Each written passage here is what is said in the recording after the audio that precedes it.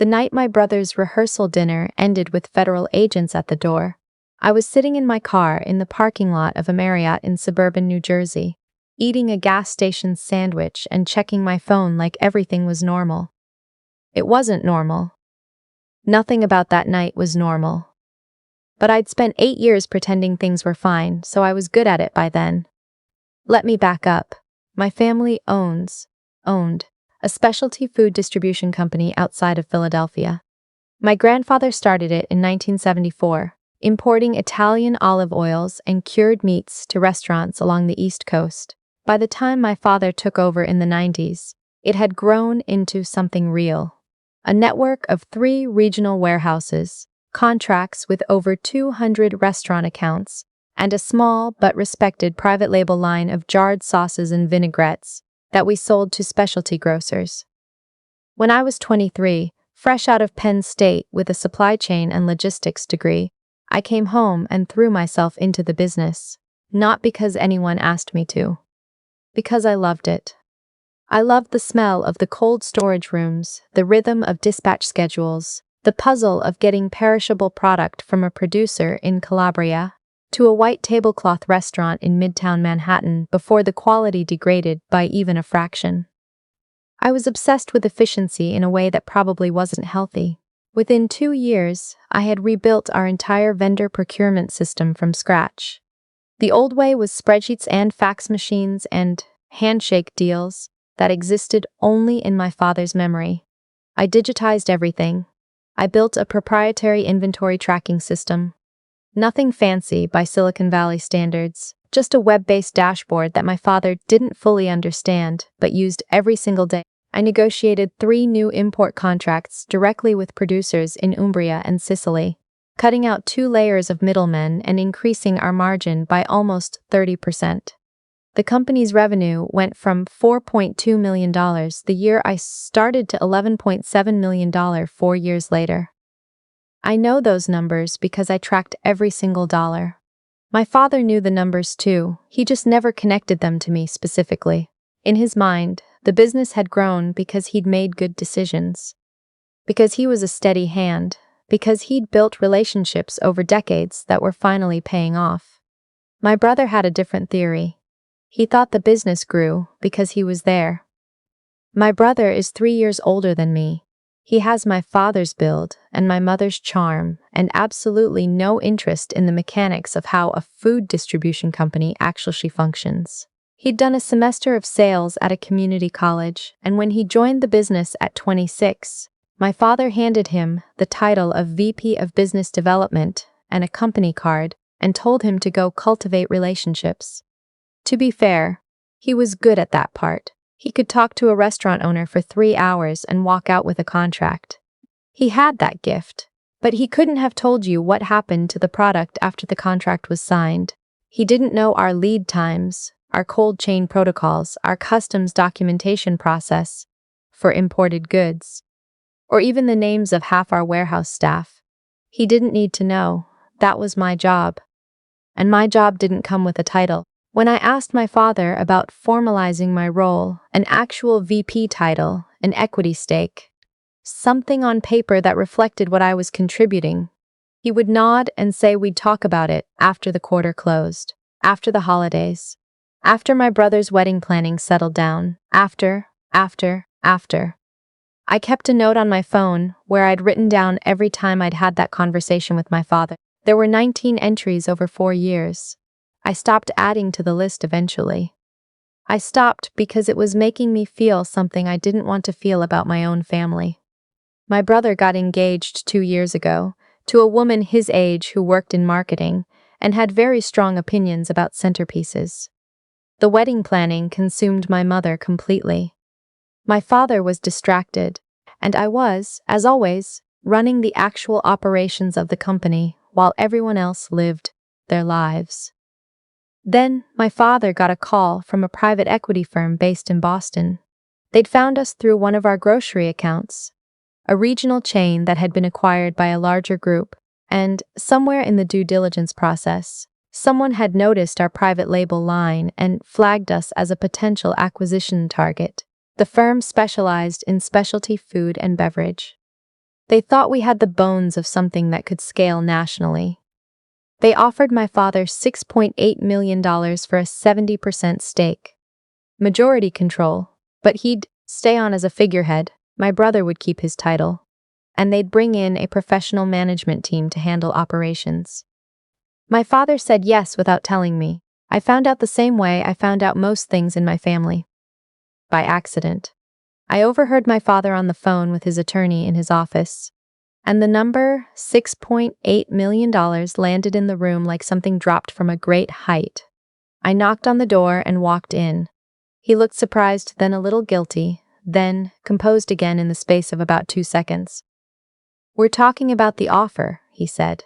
Like that explained everything. "What offer?" I said, even though I'd already heard. He told me. The whole thing.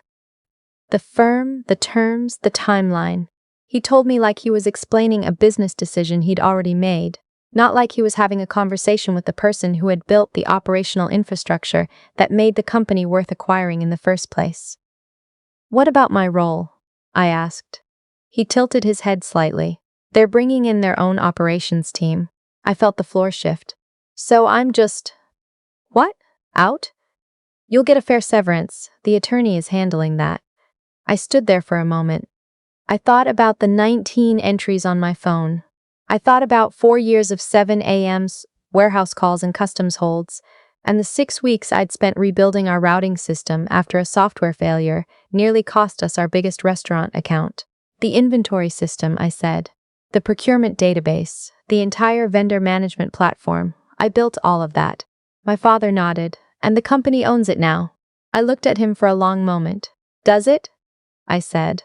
I left his office. I went home. I didn't sleep. Here's the thing my father didn't know, because he'd never asked, and I'd never thought to explain it. Because it seemed obvious to me. I had never transferred ownership of the software I built to the company. Not formally. Not ever. There was no contract between me and the business that addressed intellectual property. I'd built the system before I was even officially employed. I'd started it as a personal project during the summer after I graduated, trying to solve a problem I'd identified before I even had a desk. When I came on board, I just kept building it. The company used it. But the company had never paid me to build it, never signed an agreement about it, never asked about ownership at all. I had an attorney cousin in Delaware who specialized in IP law. I called her the next morning. 2 hours later, I had a pretty clear picture of where I stood. The system wasn't just useful. It was essential. Every single transaction the company processed ran through it. Their customer records, their vendor contracts, their import documentation, their warehouse inventory. All of it lived in infrastructure I had designed and maintained and held the login credentials to. The private equity firm had done their due diligence on the financials. They had not done thorough diligence on the technology stack, because my father had described it to them as internal software, not as something with a complicated ownership question. I didn't do anything dramatic. I didn't threaten anyone. I didn't touch the system or change any passwords. I called my own attorney, a business litigation lawyer in Philadelphia that my cousin recommended, and I told her everything. She sent a letter to my father's attorney that same week. The letter was very polite. It simply noted that the software infrastructure central to the company's operations was not a company asset, that it had been developed independently and never transferred under any formal agreement, and that we would be happy to discuss licensing or acquisition terms before the deal closed. My father called me that night and screamed for about 10 minutes. I held the phone a few inches from my ear and listened. When he stopped, I said, "I'm not trying to blow up the deal. I just want what's fair." He said some things about loyalty and family and how I was doing this out of spite because I was jealous of my brother. I said, "I've had 19 conversations with you about formalizing my role." I kept track. He hung up. The deal was supposed to close the week after my brother's rehearsal dinner. The private equity firm had been informed about the IP question by then, and they were not happy. They'd gone back and done a proper technical audit and confirmed what my attorney had already told them. The system couldn't be untangled from the operations on any reasonable timeline. It wasn't just software. It was the connective tissue of the entire company.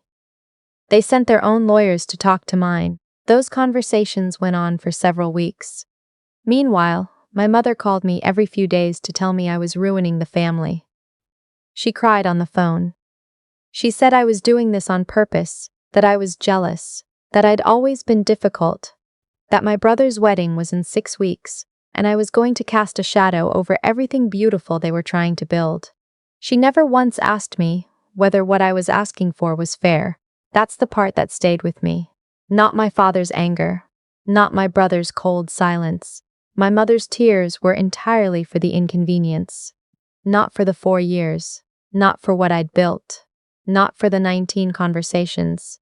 The rehearsal dinner was at a restaurant in Princeton, a nice Italian place which had a certain irony, given that half our import contracts were with Italian producers I'd personally flown to meet.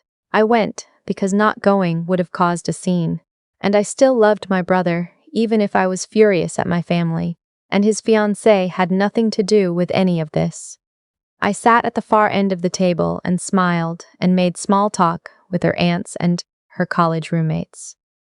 My father didn't look at me once during dinner.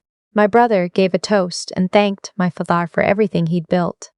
And my mother cried the happy kind of tears. I excused myself after the main course and said I had a headache. I got my coat, walked to my car, and sat there in the parking lot eating a turkey sandwich I'd stopped for on the way because I'd been too anxious to eat at dinner. I checked my phone.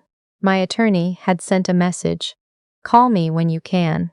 I called her. The private equity firm had made a decision. Rather than let the deal collapse entirely over the IP dispute, they were withdrawing from the acquisition. They determined that the liability and uncertainty around the technology infrastructure made the deal untenable at the agreed price.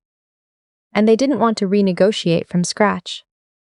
The $6.8 million deal was dead.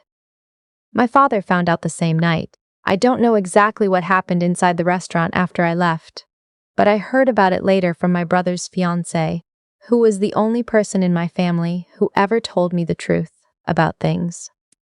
Apparently, my father's phone rang during dessert, and he stepped away, and when he came back, he looked like he'd aged a decade. He left without explaining anything. My mother followed him out. My brother sat at the table with his fiancée and her family, and tried to hold it together. She told me she knew in that moment that something had shifted permanently. I felt terrible about my brother. I want to be honest about that. He hadn't treated me badly. He'd taken credit for things he didn't fully understand, the way people do when the system around them rewards that, but he wasn't cruel. He was just the son my father had always chosen to see. 3 days later, my attorney and the firm's attorneys reached a new arrangement. Rather than an acquisition of the company as a whole, the firm would license my software platform directly from me, separately, cleanly, with no entanglement from the family business. They were interested in the technology as a standalone product that could be deployed across other specialty food distributors in their portfolio. The licensing agreement was structured with an upfront payment and royalties. I'm not going to say the number out loud, but it was enough that I never had to ask my father for anything again. My father could continue running the company with the platform, under license, or he could rebuild his operations from scratch without it. His attorney communicated, very stiffly, that he would be exploring other options. As far as I know, they're still exploring.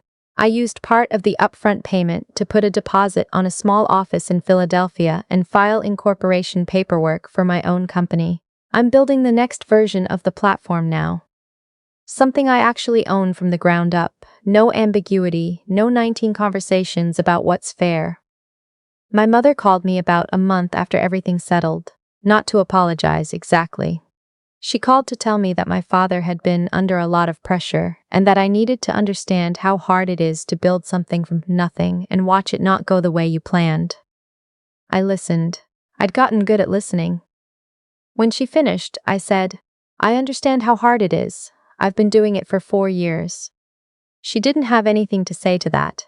I haven't spoken to my father since. That's not a decision I made dramatically or with any satisfaction. It's just what happens when you finally stop waiting for someone to see you. You run out of things to wait for. My brother called me 2 weeks before his wedding. He said he wasn't angry at me. He said he understood, even if he didn't agree with how I'd handled it. He said he wanted me there. I went to his wedding. I sat in the third row, and I watched him marry a woman who I genuinely think is going to be good for him.